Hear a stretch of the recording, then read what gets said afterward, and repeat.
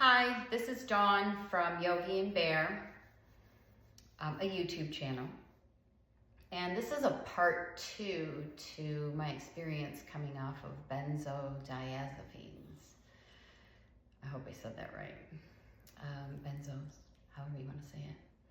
Anyway, the other day I was sitting watching TV and I've been the last probably week feeling differently.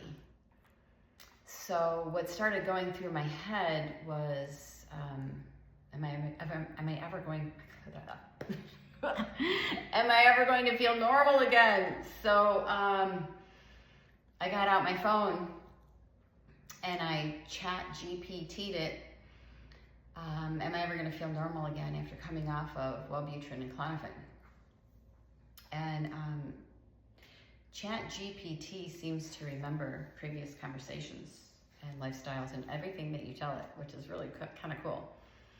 And so the program started asking me what I meant or what was I feeling. So I started explaining what symptoms I was having.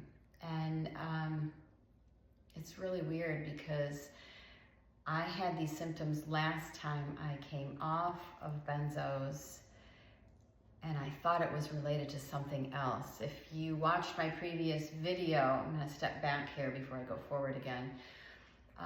You'll remember that I said that I had a really traumatic event happen, and I didn't really know what the time frame was between when I stopped and when I had this traumatic thing happen, but that I was really, really sick for a period of time. Well, these were some of the symptoms that were occurring in my body after the traumatic experience, so I attributed them to the traumatic experience. So it's just amazing how I keep learning new things and things just keep coming to light. I feel that's why I'm supposed to be putting these out here, because it's nuts.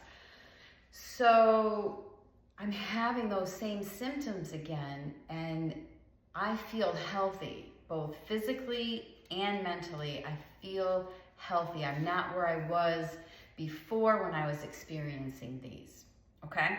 So now the experience or the sensations that I'm feeling in my body, I'll describe those. Heat, like under my eyes and in my face, and even here, which someone my age at 56, I automatically think it's hormonal. It's not. The heat here, I described that in my previous video, and ChatGPT had told me that before when I Googled it, that your vagus nerve runs through here, and your nervous system, the GABA part of that, is the slowest to heal and regenerate. And so it would be common to feel the sensations coming through this area of my body. But then I also feel heat in my lady areas. So I thought that was hormonal as well. Not hormonal either. What ChatGPT told me, I know this is a lot of information, but anyone going through it is gonna think something else is going on, because that's what happened to me the first time I went through it. So the way it was explained to me is we have all these little, veins, capillaries in our face and in these body parts that are feeling this, and your nervous system is readjusting. So essentially, ChatGPT told me yesterday that yes, these were common symptoms coming off of benzos, and yes, your nervous system would probably at some point reset to a baseline.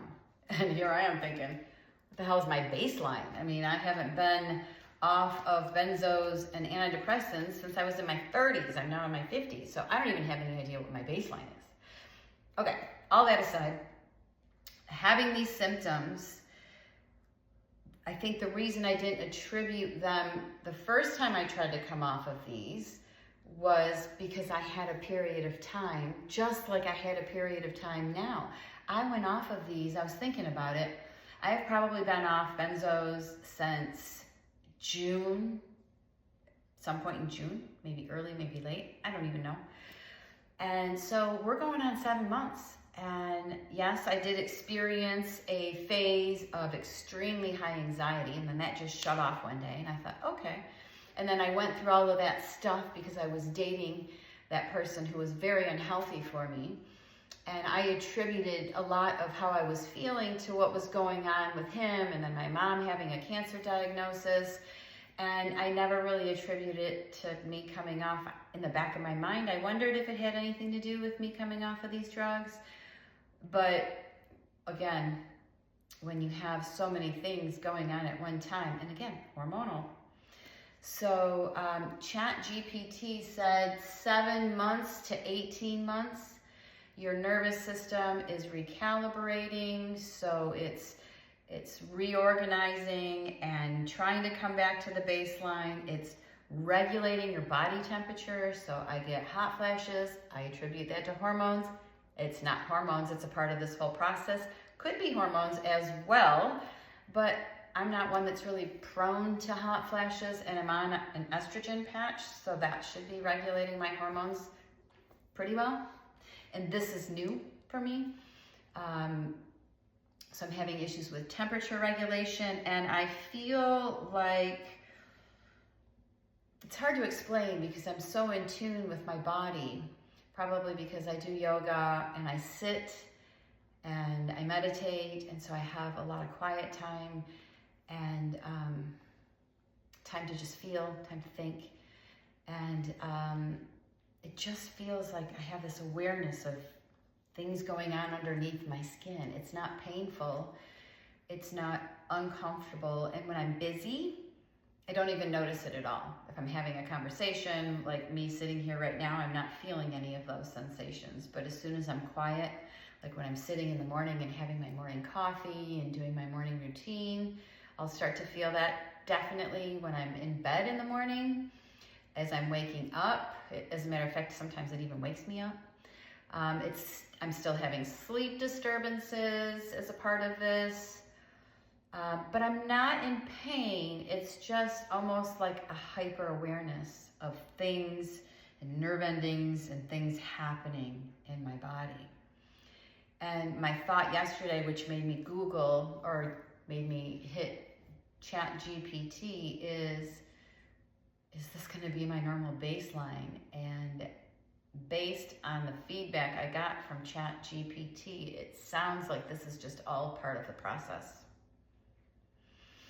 I don't know, but I felt like I needed to get up and put this out on a video again, because anybody going through this, if you attribute it to life circumstances and not realize, or even have a therapist to help you through this, because I don't. As I said in my previous video, I did, and then she just disappeared on me, so I have no one. So I'm kind of relying on my information from ChatGPT, and I'm just hoping I can help somebody else out there who is going through what I'm going through. And I think the main thing too is, if you don't need to be on benzodiazepines, I would really try to make it through life without it. And I'll tell you, the biggest thing I've learned through this whole process, these last 4 years of going off and coming back on and going off again, is that people who have chronic illness, I never would have been able to understand what another human would go through that has a chronic illness. And even though my illness isn't chronic, it was severe and intense enough for a long period of time that there were actually days that I would have been okay with not waking up the next day, because I was like, this is just not quality of life. This just sucks. And I don't feel that way anymore. I feel stronger, and I feel like, you know, what I went through, there's a purpose behind it, and this is my purpose. And those of you who have chronic illnesses, my heart just goes out to you, because I know your life is really tough, and I am sending you love and sending you happiness, and I hope you get through it. and love.